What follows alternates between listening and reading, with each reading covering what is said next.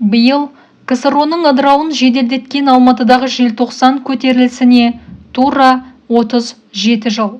1986 жылдың 16 желтоқсанында Брежнев алаңына жиналған мыңдаған жас Дінмұхаммед Қонаевтың қызметтен кетуіне наразылық білдіріп, КОКП-ның бірінші хатшысы болған Колбиннің орнына қазақ азаматын тағайындауды талап еткен болатын.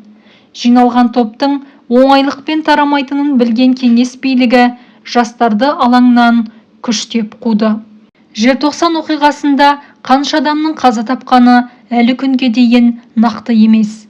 Ресми деректерде қайтыс болған 4 адамның ғана аты айтылса, бейресми дереккөздер марқұм болғандар санының бұдан әлде қайда көп екендігін мәлімдеп келеді. Сондай-ақ осы көтеріліске қатысқан 99 жас азамат сотталып, 264 студент оқудан шығарылған. Жалпы Алматыдағы желтоқсан көтерілісін посткеңестік елдердің сарапшылары КСРО-ны құлатуға бірден-бір түрткі болған оқиға екенін айтады. Өзге елдер мойындағанымен Қазақстан билігі аталған оқиғаға әлі нақты бағасын берген емес. Тәуелсіздік алғалы бері осынау көтеріліс жай ғана желтоқсан оқиғасы деген ресми атауға ие. Ұлт азаттығын айтпай-ақ қояйық, тіпті көтеріс деген бағада берілген жоқ. Бұл өз алдына бөлек әңгіме, біздің айтпағымыз басқа.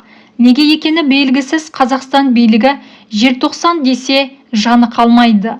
Әр жылдың 16 желтоқсаны жақындаған кезде университет жатақханаларындағы студенттер ауылдарына қуылып, қаладағыларының өзі мұғалімдердің бақылауында болады.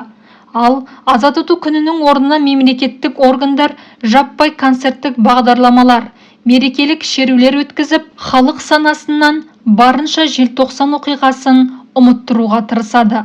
Жалпы Қазақстанның тәуелсіздік алған күнінің 16 желтоқсанға тұспа-тұс келуі кездейсоқтық емес секілді.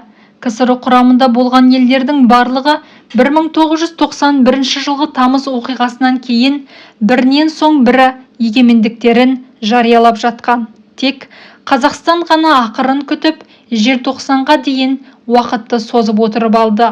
Тіпті КСРО-ның мұрагері саналатын Ресейдің өзі барлық елге тәуелсіздігін берген тұста да біздің билік 16 желтоқсанды күтті.